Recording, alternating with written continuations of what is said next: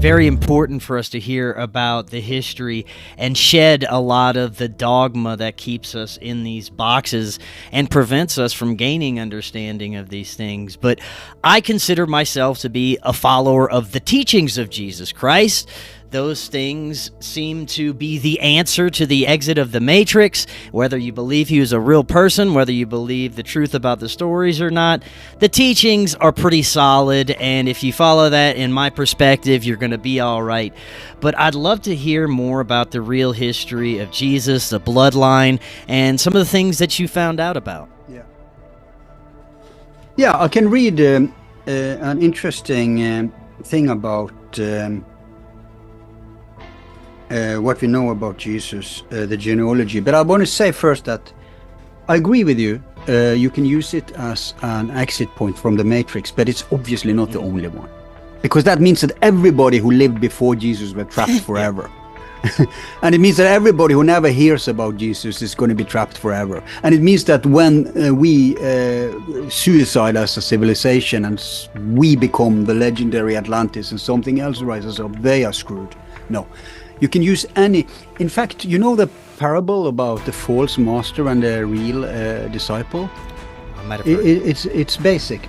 Yeah, well, long story short, con man had a very naive, dedicated disciple. Told him that if you throw yourself out from this cliff, you can fly. He did it and flew. Con man looked in shock, did the same. Fell down, died. So this is how it works.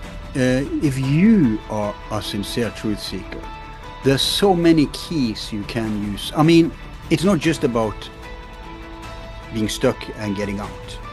Cosmos is more complex. So depending on what you're doing or what you're seeking, you can liberate yourself on different levels to different degrees. I don't think it's done in one lifetime anyway. But you can get closer, and who knows if you can reincarnate. Maybe you won't even reincarnate here. But bottom line is that yes, you can use many things as exit, but it has to be love and wisdom, which is the two legs you're walking on. Truth maybe being the compass then. So yeah, and totally, you can use polism for that. So you want to know the genealogy. So there are basically four. There's a very interesting story about the Desposini coming to... Okay, I'll just read from a book here. The major documents are as follows. The Abdius document from circa 170 AD. The volumes written in Aramaic include many accurate details of the genealogy of Jesus. The Roman Church merely rewrote the document, eliminating some of the more embarrassing details. The edited work, written in Latin, is called the Pseudo-Abdius.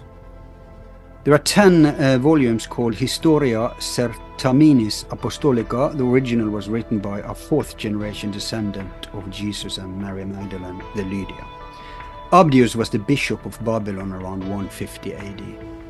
A set of these 10 volumes, the writing of Abdius in Latin, found in the Norris collection at Dickinson College, was used by Professor Hugh Montgomery in his research. 2. The Desposini genealogy.